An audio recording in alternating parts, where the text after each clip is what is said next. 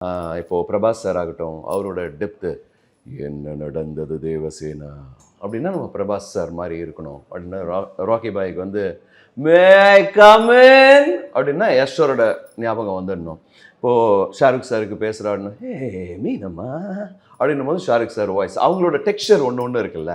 அதே மாதிரி அல்லு அர்ஜுன் சாருக்கு வரும்போது சிவல்யா அப்படின்னும் போது ஒரு டோனு அவங்களோட டெக்ஸ்சரை நம்ம கெடுக்காம மேக்ஸிமம் எவ்வளோ அவங்க க்ளோஸராக போக முடியுமோ நான் ட்ரை பண்ணுவேன் சார். ஒரு எக்ஸ்பெரிமெண்ட் மாதிரி தான், எனக்கு நானே வச்சுக்கிற எக்ஸ்பெரிமெண்ட் மாதிரி தான்.